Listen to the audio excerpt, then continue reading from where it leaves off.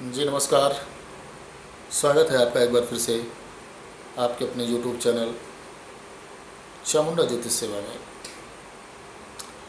मित्रों, सबसे पहले तो आप सभी को आ रहे गणपति पूजा की हार्दिक शुभकामनाएं। भगवान गणेश आप सबके घर में वास में करें और आप सबके ऊपर अपना आशीर्वाद और प्रेम बनाए रखें। मित्रों, आज हम कुछ ऐसे प्रश्न लेकर आएंगे कि जो प्रश्न अधिक से अधिक लोग हमसे करते हैं। मैं ऑनलाइन कुंडली वगैरह देखता हूँ, कई सारे एप्लीकेशन में भी मैं रजिस्टर्ड हूँ, तो उसमें अधिकतर एक ही प्रश्न पूछा जाता है कि गुरुजी, मेरी शादी लव मैरिज होगी या अरेंज मैरिज होगी। उसी के बारे में हम आपको बताना चाहेंगे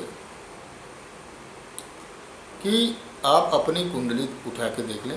अगर मतलब माता पिता ने कुंडली तो बनवाई ही होगी, कुंडली में देखें वो जो चक्र बना रहता है, खाना बना रहता है जिसमें 2, 4, 5, 8, 10 जो लिखा रहता है, उसमें देखें और ख़ुद देखकर जानकारी प्राप्त करें कि आपका विवाह लव मैरिज योग में है या अरेंज मैरिज योग में है। तो सबसे पहले तो ये जानें कि कुंडली में मंगल कहीं न कहीं से राहु या केतु से संबंध बनाता है, तो ऐसी अवस्था में माना जाता है कि लव मैरिज योग है। अगर कुंडली में शुक्र और मंगल की कोई युति होती है, अर्थात शुक्र मंगल एक साथ किसी भी भाव में बैठ जाता है या शुक्र मंगल की आपस में परस्पर दृष्टि बनती है, तो ऐसी अवस्था में भी प्रेम विवाह योग माना जाता है। अब आप पूछेंगे आपस में परस्पर दृष्टि मतलब ये है कि शुक्र और राहु ये दोनों ऐसे ग्रह हैं जो अपने स्थान से 7वें स्थान को अपनी पूर्ण दृष्टि से देखते हैं।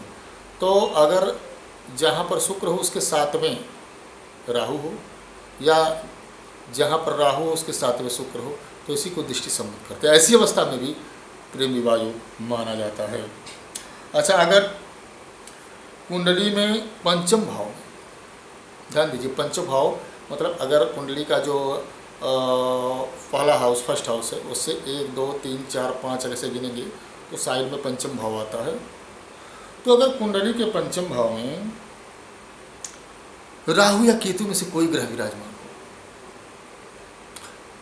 राहु हो या केतु हो, इन दोनों में से कोई विराजमान हो, तो भी आपकी कुंडली में प्रेम विवाह योग माना जाता है। उसके साथ साथ कुंडली में राहु या केतु की दृष्टि सप्तम या सप्तमेश पर पड़ती हो।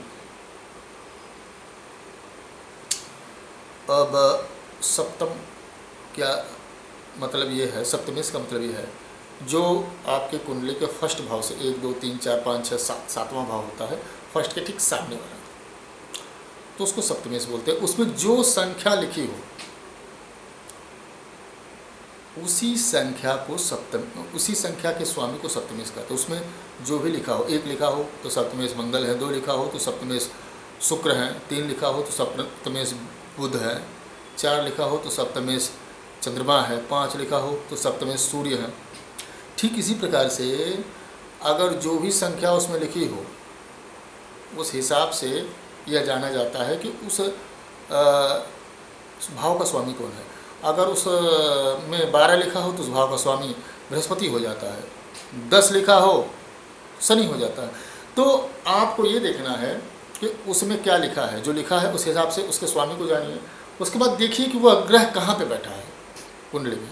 जहाँ पे भी बैठा हो उसके ऊपर राहु या केतु की पूर्ण दृष्टि पड़ती है, अर्थात राहु के 7वें अगर वो बैठा हो तो भी प्रबल प्रेम विवाह योग माना जाता है। तो इस जानकारी को कृपया अपने ध्यान में अवश्य रखें और अगर ज्योतिषीगण हमारे वीडियो को देखते हों तो इससे ज्योतिष का ज्ञान लें, और अगर कोई सामान्य व्यक्ति देखता हो तो कुंडली में यह जानने का प्रयास करें। और कहीं भी कुंडली में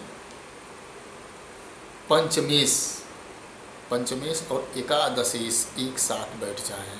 अब पूछेंगे पंचमेश क्या है? पंचम स्थान के स्वामी को पंचमेश कहते हैं। कुंडली से जो पांचवा भाव हो, एक से जो गिने 1 2 3 4 5, यानी लग्न जो है पहला भाव है, उससे अगर पांचवा भाव गिने, पांचवा स्थान जो आता है उसमें जो संख्या लिखी हो उस संख्या से जाने कि उसका स्वामी कौन है। 1 लिखा हो मंगल है, 2 लिखा हो तो शुक्र है, 3 लिखा हो तो बुध है, 4 लिखा हो चंद्रमा है, 5 लिखा हो तो सूर्य है, 6 लिखा हो बुध है, 7 लिखा हो शुक्र। इसी हिसाब से जाने कि कौन उस भाव का स्वामी है। तो पंचमेश यानी उसका जो स्वामी बने, उसका जो राशि आता है उस राशि का जो स्वामी है वो, और एकादशेश 11वां भाव जो है उसके भी स्वामी जो हैं, उस राशि के भी मतलब उस घर के भी जो स्वामी हों, वो दोनों एक साथ अगर बैठ जाएं तो भी कुंडली में प्रबल प्रेम विवाह योग माना जाता है। आशा करता हूँ कि दी हुई जानकारी से जरूर संतुष्ट होंगे। मिलते हैं फिर एक नए वीडियो में। आपसे विशेष आग्रह, सपोर्ट करें, लाइक और सब्सक्राइब करें चैनल को। जय माता दी, जय महाकाली। ओम नमः शिवाय, ओम नमः शिवाय।